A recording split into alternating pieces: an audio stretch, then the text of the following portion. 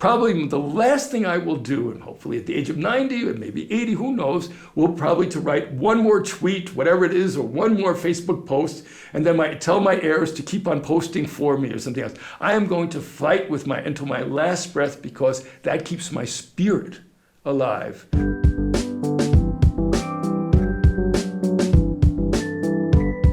Welcome, Terry.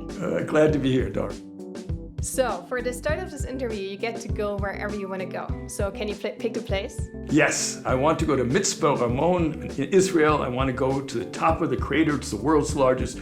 I'm sitting on my mountain bike. I've done several days of heroic mountain biking. I'm going to swoop down into Makdesh Ramon and on my way to the Red Sea, and I am glad to be there. So, you describe yourself as an ethical campaigner. What does that mean?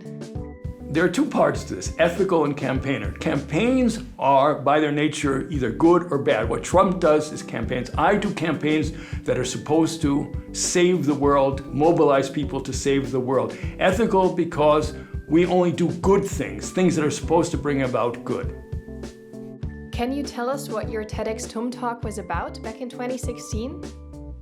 My talk was about mobilizing yourself to start realizing your dreams, what you have to do to get yourself on this road. There are two things holding you back. First thing consists of 4 words, and it goes by the name self-stereotypes. I am too old, fat, thin, young, inexperienced, foreign, domestic, whatever. And it was a very honest talk, because it said you probably will never realize your dreams, nor should you even try to. But you have to take the first step, because the path you embark upon, you meet incredible people and things develop in incredibly different and enriching ways. And I spoke from my own experience, and I hope it helped a few people start to try to realize their dreams. So, who do you think needs to hear this message the most? Well, I think, and that's why I gave it, I think every single person needs to hear this, because every single person is a treasure chest of unrealized dreams, of yearnings, of wishes, and I hope that I helped a few people stop yearning and start acting. Can you tell us about one of your campaigns? I could tell you about lots of my campaigns. I think probably the most interesting is what I've been doing for the last 7.5 years. I put this kippah, this is a Jewish kippah, on my head 7.5 years ago. Went out to see what the world was about, how the world responded to Jews wearing kippot. That's the plural, 1 kippah, 2 kippot. And along the way, I built up a huge movement for a joyous, unafraid Judaism in Germany. We're trying to expand that to Europe-wide. This kippah is the Munich kippah. I think you'll find it. Can you see it? It's very beautiful.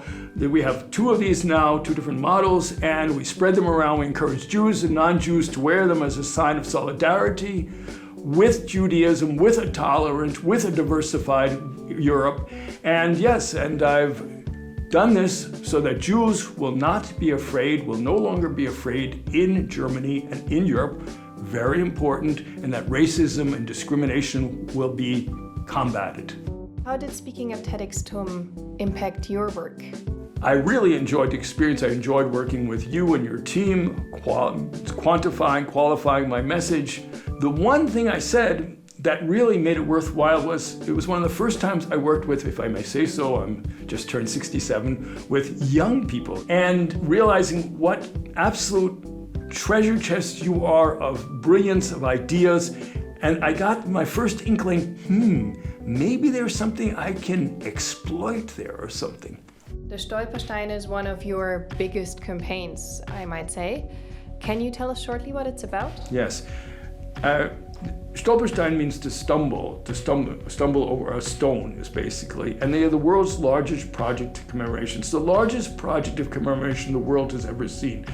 There are nearly 80,000 of them in 1,600 cities in 26 countries, everywhere that the Nazis killed or persecuted people. In other words, each of these little plaques, they're brass, they're about that big, is put in the sidewalk in front of the building where people lived before they became victims, before they were Jews, they were gays, they were Jehovah's Witnesses, all these people before the Nazis said, we're going to persecute you, we're going to kill you, we're going to send you to concentration camps.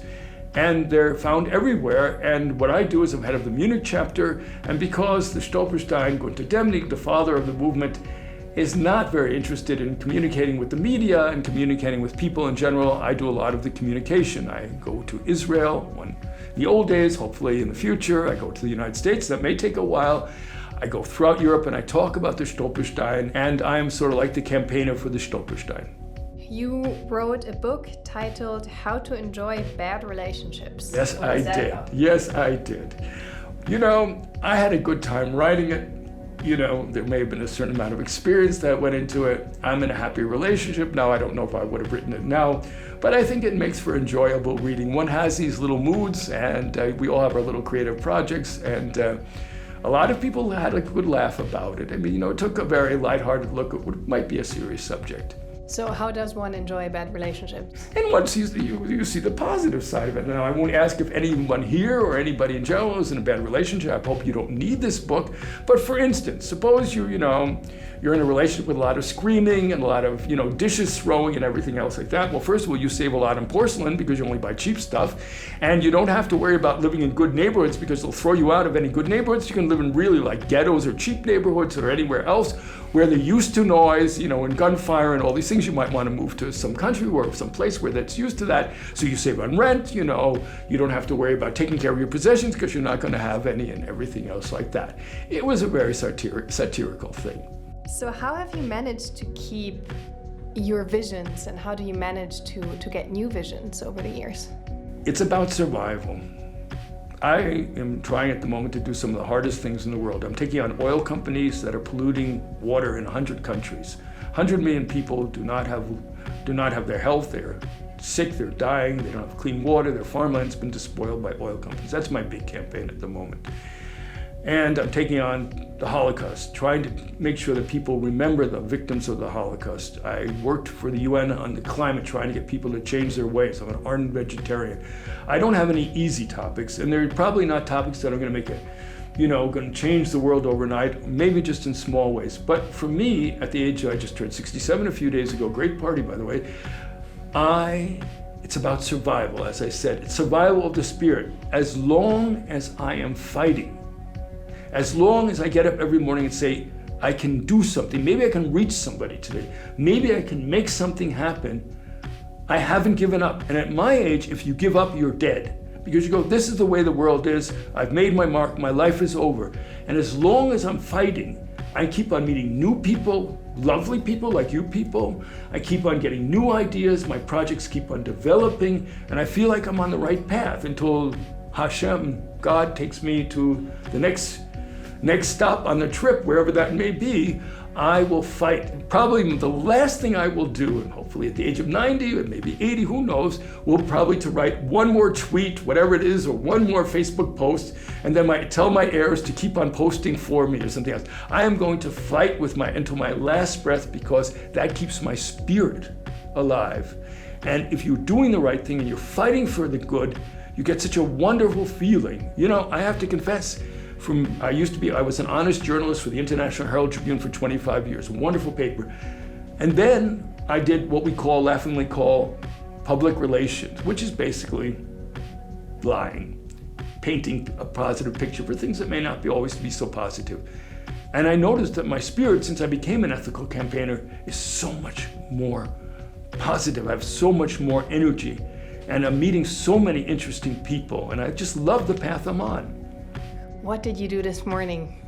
So what I did this morning is I got up with my buddy Eric, who is in much better, I'm in pretty good shape, and we hopped on our road bikes and we ran around Upper Bavaria. We did 100 Ks in a little over 3 hours, and we came back, and since then I've been social media and cleaning house and communicating with friends. Now I rushed over here and I've got to rush back and do lots more, because tomorrow morning we're taking the 6 o'clock train to go to the mountains before it gets too hot. We have to prepare, because at the end of the week, we're going to go climb a glacier in Austria. I have some quick fire questions. Oh boy, quick fire questions. So short answers, huh? So your job is to answer as quickly as possible. Okay, just let me get psychologically ready. I'm ready. What is something you wish you had more time for? Everything. What's your favorite word in any language? Chutzpah is my favorite word. Chutzpah, Yiddish for, having gall. What's the most dangerous emotion? Ego, being proud of yourself.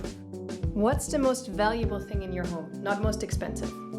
I think the most valuable thing is sitting right here. It's my brain. I don't have anything valuable in my home. I have a very nice house, but I don't have anything valuable. It's right here. Your head. It's my head. Whatever comes out of it amazes me every morning. And what do you wish people knew about you? Germans especially mistake a friendly, casual way of being for somebody who's not serious. You always have to show Germans that you're serious. I live in Germany, I live in Munich. I wish people, knew more about my campaigns. The people who know my campaigns are of course, very aware of them, but the people who do not, it's always oh, this friendly guy who rides his bike around, and he's actually doing very serious things. Yes. Great. Thank you so much. I loved it. Okay.